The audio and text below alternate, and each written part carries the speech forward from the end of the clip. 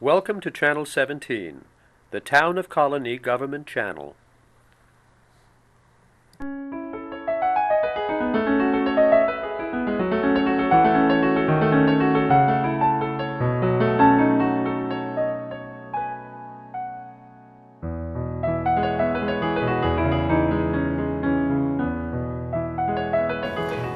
Welcome to Meet the Author. I'm Zina Shevchik. We are privileged today to have with us Dr. Ilyon Woo, who is the author of a new book called The Great Divorce, a 19th century woman's extraordinary fight against her husband, the Shakers, and her times. Welcome very much. Thank you for having me. I understand this is your first book published, right? Yes. So it's gotten a very positive reception from what I'm reading. So congratulations. Thank you. Now, before we start on the book, what I would like to do is have you tell us a little bit about yourself, your own biographical information, to give us an idea of where you are coming from when you're writing this book. Sure. Well, I am a long-term Shaker addict, so I've been visiting Shaker villages and interested in the Shakers for a very, very long time. And when I was in graduate school, I kind of found an excuse to be delving into all the Shaker stuff, which was, doctoral research. And during the course of my research, I was taking history and literature courses. That's when I found this extraordinary story. Her narratives became part of my dissertation. I got my PhD from Columbia in 2004. And then I've been working on her story ever since.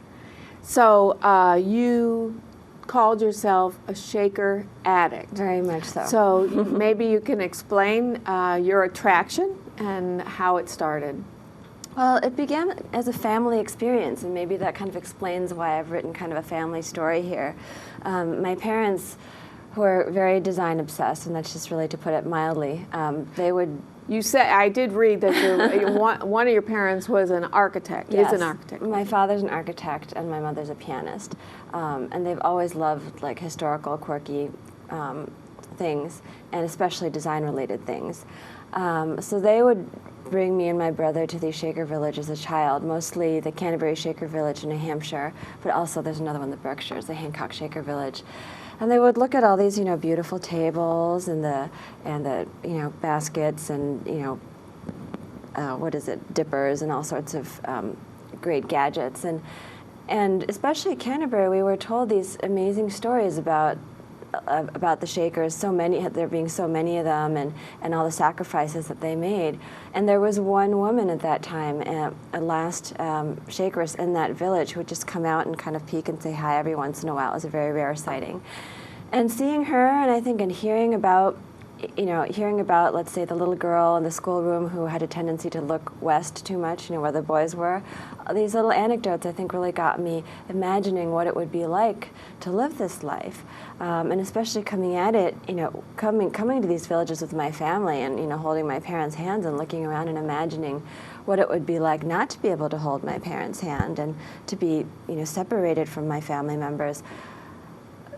I just, for some reason, I just was very compelled by that. Maybe the fear of that loss, I guess, as a child.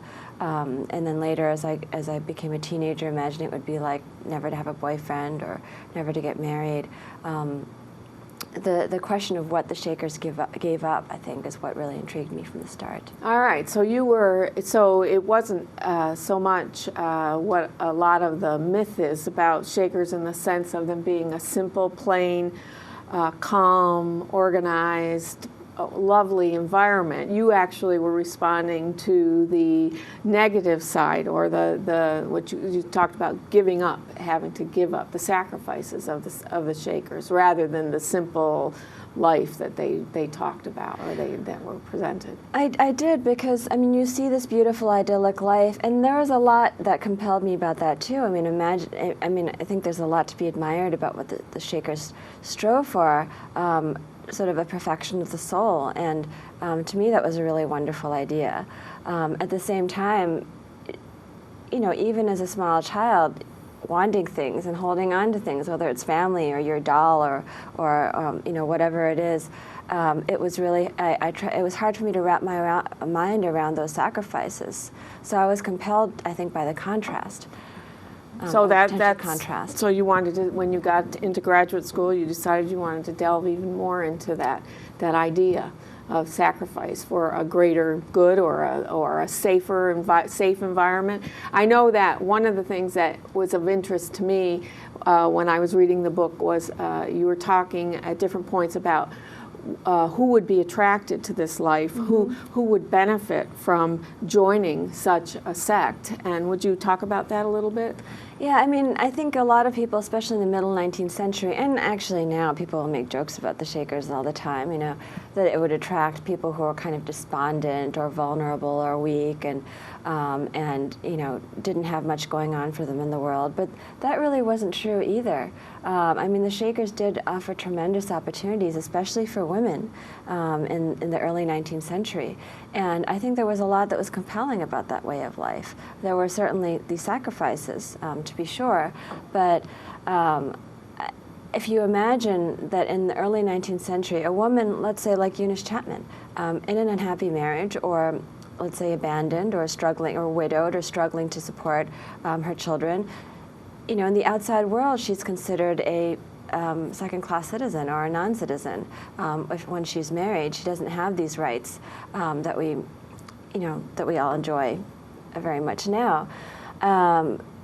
In entering the Shaker world is just a completely new experience, because here you are on equal footing with the men. And I think that's one thing that the separation of the sexes allows for. If you have men and women treated on equal terms, and you take you know, biological you know, imperatives out of the question, you don't have people raising their children, you know, on their own, then and you have separate sexes that need to be separate but also governed, then you need to have male and female leaders alongside one another. And that really, for the Shakers, went all the way up to the top. And in fact, not just Mother Ann Lee, the founder of the Shakers, but this very powerful, you know, incredible leader at the time in the early 19th century, Mother Lucy Wright, rose to the top. So you had women taking on these kinds of leadership positions that were just not imaginable elsewhere. Right. So I think in many ways, a smart, spiritually minded, hardworking, ambitious woman like Eunice Chapman might very well have done a tremendous job as a Shaker. It just didn't work out that way in her particular case. She didn't want to give up her children. Yeah. Really. Or her religion. Would you tell us about the Great Divorce, since that's the title of the book? I mean, there's wonderful subtext to the book, and even the subtitle, but it is, after all, titled The Great Divorce. So maybe you can tell us what the Great Divorce was. Yes. Well, you could call it the Great Custody Battle, but it didn't really have the same ring to there it. You go. And the divorce is really what I mean, her getting this divorce was truly making history. At the time, for a couple to divorce, to end their marriage, they'd have to prove adultery. That adultery was the sole grounds for ending a marriage in New York. I mean, we think of New York divorce law has been very you know, conservative through 2010. And actually, if you think one chapter back, adultery was actually the sole criteria for divorce until 1965. I mean, it's crazy. Until 1965, the only way you could end your marriage is to I mean, short of annulment, which wasn't a possibility in the 18 teens, the only way you could end your marriage is to prove adultery. Now, Eunice Chapman could technically she might have been able to prove adultery, because she actually had a testimony from a man who wrote you know, an affidavit that she included in her narratives. He wrote in this statement that he saw James Chapman with women of ill repute and doing, you know, whatever in a back room, a back storeroom with a woman who wasn't his wife, who wasn't Eunice. So that is pretty much as close as you get to proving adultery. The problem was that proof wasn't enough. You would have to, divorce was seen as a punishment for a crime. And there's a great book on this, Henry Cartog's Man and Wife in America, that really goes into this. But divorce isn't simply, it's not simply that you commit adultery so you get it. Divorce is a punishment for a sin. And in James Chapman's case, he had joined a celibate society, so you could say Shakers, right? he's not going to do this again. He's not a habitual adulterer. You could even say that he punished himself by joining the celibate sect, so divorce would not be necessary. Those are the kinds of that's the kind of legal mindset I think that Eunice Chapman was up against.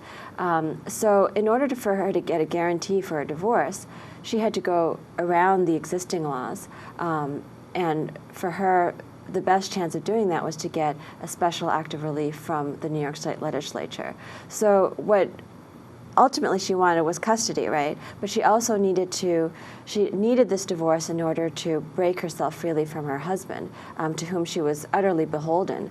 And for her to have done so at this time, with the New York laws being what they were, was historic. Right, and it's quite a tale to be told that you told. It was so complicated in the legal ramifications of it. The New York State Legislature, even today, isn't known for getting things done very quickly or certainly efficiently,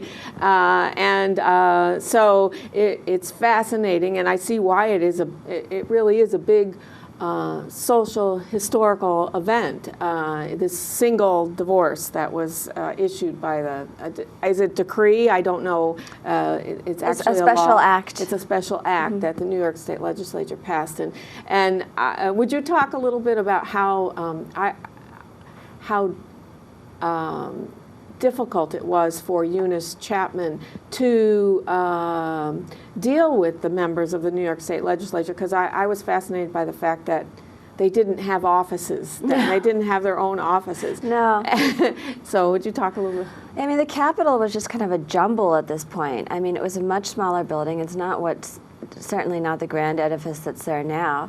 And it was kind of, the quarters are kind of so close that there were legislators who were complaining that they were going to pass out, and they had the mayor's office, all sorts of things in this building. And of course, these some 150 legislators didn't all get their own offices, so you'd have to kind of meet where you could in taverns. Maybe some of them might have had legal officers or something somewhere else, but she really had to track them down. And this for her was a huge deal, because women in this era were not supposed to go about meeting privately with men and hunting them down at taverns. They weren't supposed to be traveling alone. I mean, they're really supposed to be under, a woman like Eunice in her status was supposed to be protected by her husband. So for her to come out and do this was a huge thing. And she got into a lot of trouble for it. I mean, she took, I think, a very calculated risk by deciding it's worth it for me to tell my story to each one of these men and see if I can turn them around, even at the potential cost of being seen as an unseemly woman. And being an attractive young woman, as she was, with considerable personal charms, I mean, that didn't help her. It did help her in that it sort of, won the sympathies of a lot of people, but also it made people kind of look at her like, what is she doing, or what is she using to get what she's gotten? So thus the extraordinary fight. She's also an extraordinary woman, because she had to toe this very thin line between propriety and impropriety, or what was expected of a woman in the 19th century. So that's the extraordinary. It's an extraordinary woman and an extraordinary fight as well. So back to the Shakers a little bit. Again, I think the myth for the local audience here, who is that the Shakers were a simple, peaceful sect, and they're looked at, as odd because of the separation of sexes and no liaisons allowed.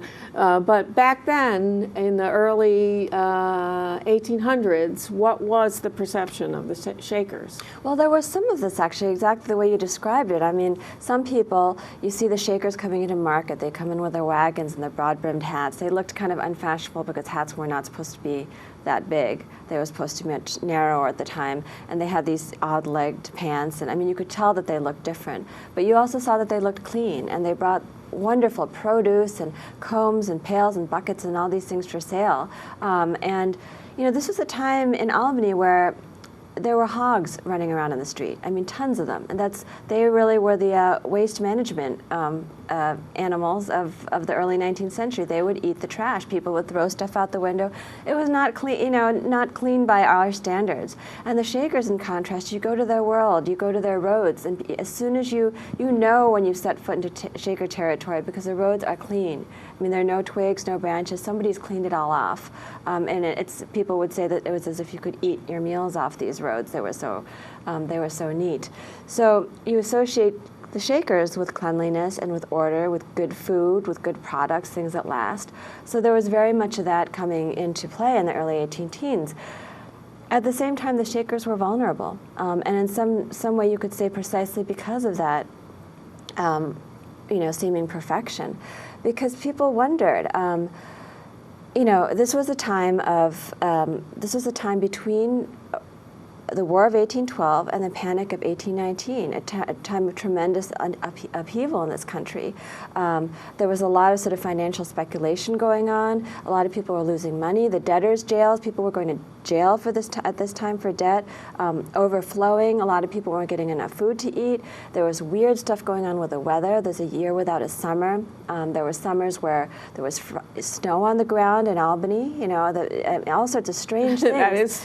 And when you don't understand that, yes, this is caused from the volcanoes on the other side of the world, it's easy to get kind of paranoid and wondering, what's going on here? And then you look, at this time of tremendous chaos and loss, you look at the Shakers and you can say, they're a sanctuary. Or you could look at them and say, why are they doing so well when all the rest of us are suffering? And there was a lot of suspicion in Albany. People were saying, there were rumors that the Shakers had bought up all the grain, like 7 years worth of grain, and they were going to charge, crazy prices or hoard this food for themselves while everybody else suffered. There were also questions about the Shakers' sexuality. Some people did, either you would think the Shakers, they're celibate, and that's a little strange to say at least, or then others would say, well, maybe they weren't, are you sure they're celibate? What's really going under there? And is it possible that this is all a front for something much bigger? That they're storing up all this food and, they're fat and happy and they're growing in, huge numbers. What's going on? They're becoming rich. Are they going to try to take over? So the Shakers were coming into their own. They're no longer being persecuted in some terrible ways, which I've described in the book also. In a couple of decades before that, they were tortured for their religious beliefs. That wasn't happening anymore. But the memory of that, I think, was still fairly recent for them, and the potential for that kind of persecution was still very much alive.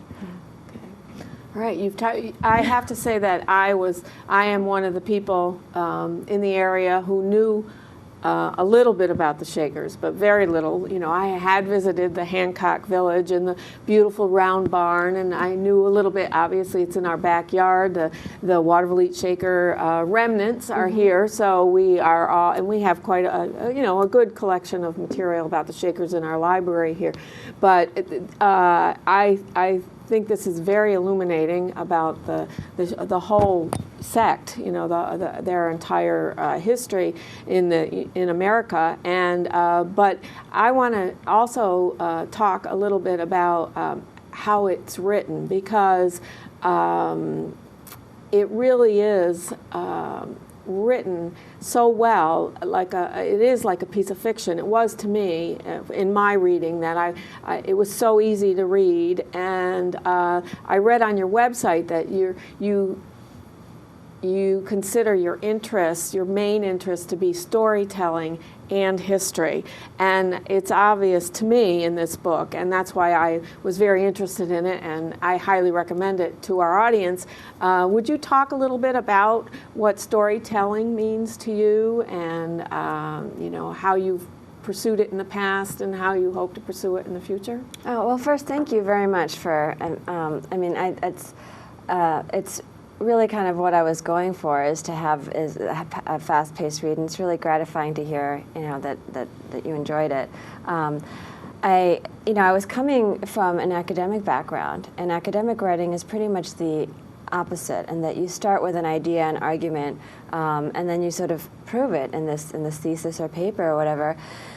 And I just didn't think that that was the approach to take with a book like this that had so much, drama in it, the courtroom drama, the kidnappings, all the talk about sex, all the juicy stuff. And I wanted to try to create a rollicking narrative. And I really struggled with that, to figure out how to tell that story, to bring that alive, bring in all this, the legal information, the historical information about the Shakers and things. And in the earlier drafts of it, I did have, chunk of Shaker history and a chunk of legal history, and it took me years to sort of figure out how to that you didn't actually have to give a big lecture here, that you could kind of that I could find ways to weave it in, and that was really the goal.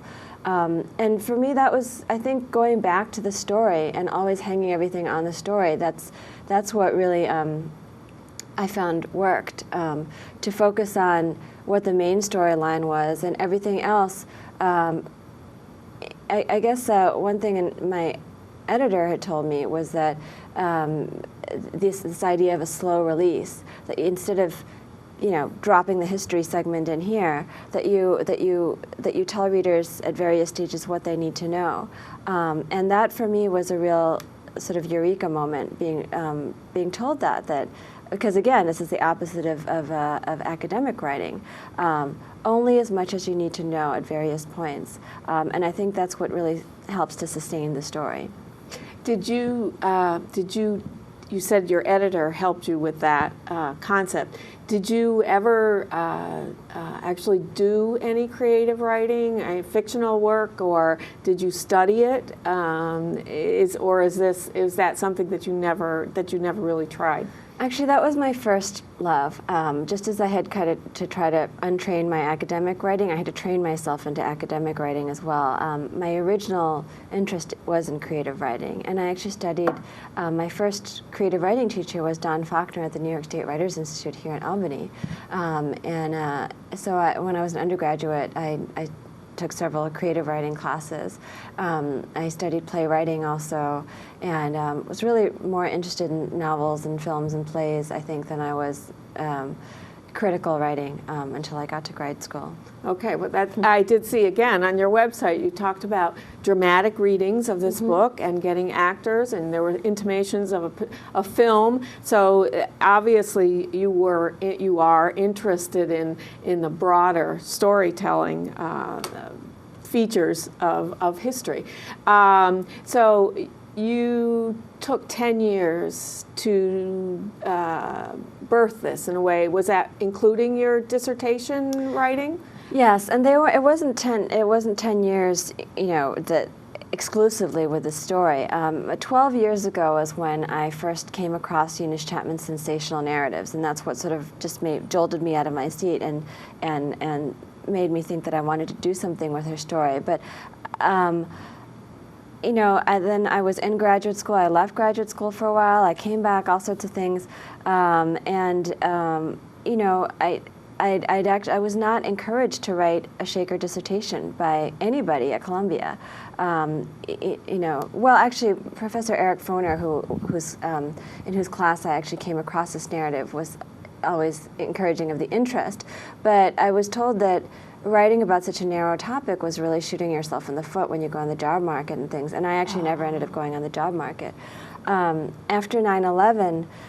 Before 9/11, I decided that I would go back and finish my PhD, and I had this dissertation idea cobbled together from various papers I had already written, and I thought, I'm just going to get this over with.